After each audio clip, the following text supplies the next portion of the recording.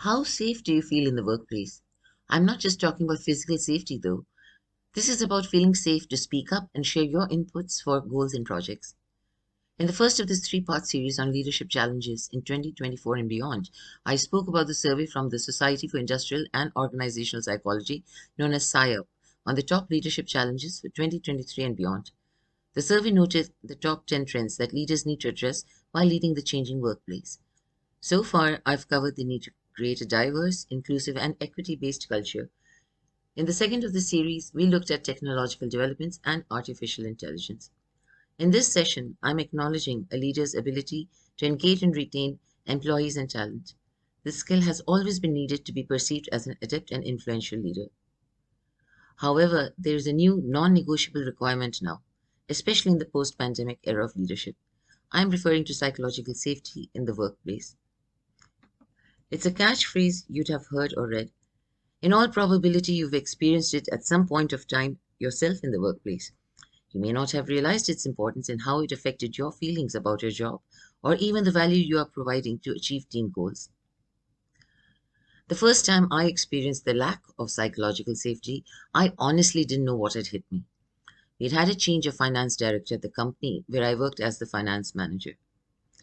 Ours was a small team of four professionals who were used to a finance director who listened to his team. We brainstormed solutions to problems, and everyone felt they were adding value to the department. That's how we were able to implement a new accounting system in record time and set up controls and checks that even impressed our auditors. Although part of the back-end operations, we were respected by the operational staff and considered dynamic. Then there was a change of top command when our expat finance director was transferred to another country. The new finance director had great credentials and we were excited. That was until we noticed our team meetings or directions to do things the way the new boss wanted. Any input to point out possible risks or limitations were met with his hitting his palm on his head. He'd hiss that we should not try to teach him his job, and a lot more that I won't repeat. So we stopped giving recommendations and ideas and just did our work as dictated. The ambiance of our department got disturbed. Team members were afraid to make mistakes or bring up problems and tough issues. One member turned out to be a complete political animal and started to deliberately undermine other members. A perfectly capable professional, he chose to become a squealer to the finance director, making things difficult for the rest of us. He was fired later on for his disruptive practices, but that's a story for another day. Soon after, I was transferred to another department where my skill at financial closure projects was relevant. My place was taken by another finance manager who had worked with this man in his previous job. He knew how to handle this finance director and acted as the buffer between him and the rest of the team. Input from the team was presented through the new manager in a way that made the finance director think that it was his idea. Not the best way to work. At least the hitting forehead with palm and humiliating, hissing business stopped. Since our company was in the petroleum and energy sector, even the corporate and branch offices had to comply with health and safety procedures as the drilling sites. Our practices focused on physical safety and the odd session on CPR and other first aid practices. That was 20 years ago. Nowadays, the concept of safety of employees and workers has broadened from that of physical safety. Psychological safety is part of a healthy workplace. But this isn't just protecting the employee's mental health or preventing psychological harm in a toxic work culture. That's a challenge for leaders too. Here, we are addressing psychological safety, which is an important component of a psychologically healthy workplace. It is a specific, targeted concept critical for innovation and success. In this true story, our team ceased to be innovative in the absence of psychological safety. In her book, The Fearless Organization, Creating Psychological Safety in the Workplace for Learning, Innovation and Growth, Amy Edmondson, the Novartis Professor of Leadership and Management at the Harvard Business School, broadly defines psychological safety as being a climate in which people are comfortable expressing and being themselves. More specifically, people are comfortable sharing their concerns and mistakes without the fear of embarrassment or retribution. As leaders, we must understand that the skill of creating psychological safety in the workplace and for our team is not one that is learned or implemented overnight. Just as coaches create a sacred space for their clients to explore themselves, Leadership in 2024 and beyond will require creating an atmosphere where their team members can be themselves and honestly believe they can take appropriate risks when required.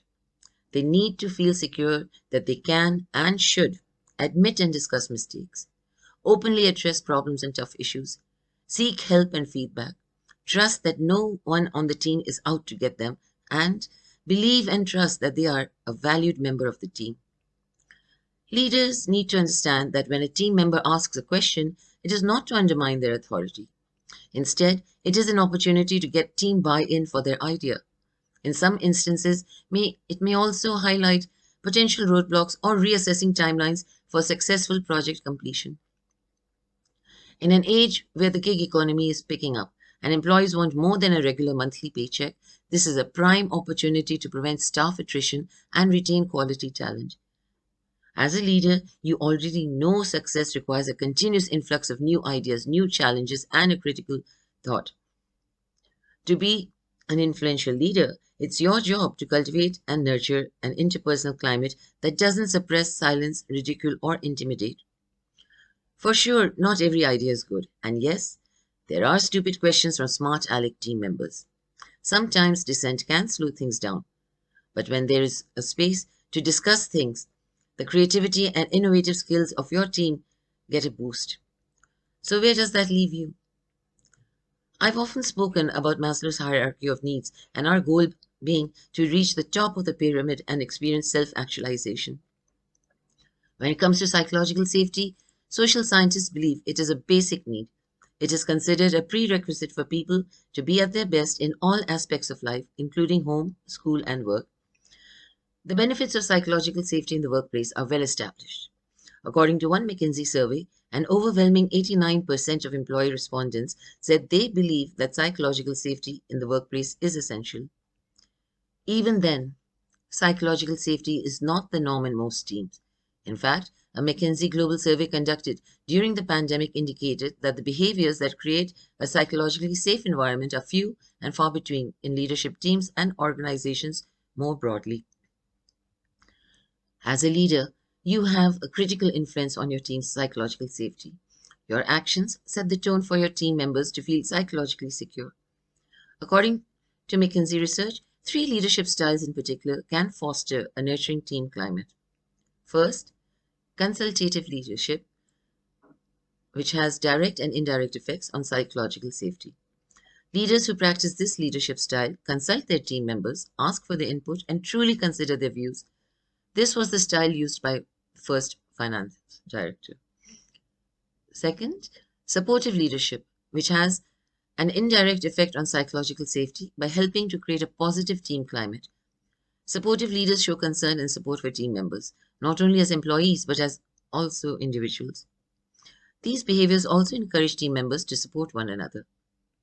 Once a safe and supportive team climate has been established, a challenging leadership style can sometimes further strengthen psychological safety. A challenging leader asks team members to re-examine assumptions about their work and how they can exceed expectations and fulfill their potential.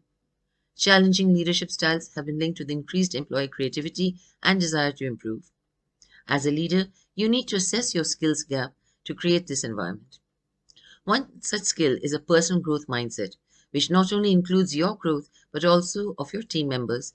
This needs to be reflected in the performance plans you set for your team, and support needs to be provided for them to achieve this shift in mindset. Bear in mind that a one-off training or workshop won't change human behavior. That only changes when there is a goal and a strategy to achieve it. So go beyond one-off training programs and deploy a scaled system of leadership. The skill development should not be restricted to achieving the corporate goal, but also apply to the employee's routine work. Avoid doing presentations that don't engage your staff. We all know about death by PowerPoint. Instead, find trainers or do in-house training where the participant experiences those aha moments so necessary for embedding new habits and skills. Make the experience one that is emotional and uses the senses of touch, visual, and is kinetic. Feedback is equally important and is not to be ignored. There are other methods to create and maintain psychological safety in the workplace. As a leader who understands your workplace ambience, I know you will come up with the right actions, systems, and processes. This is Vatsala Shukla for Karmic Coaching signing off. All the best in becoming the leader you know you are meant to be in 2024.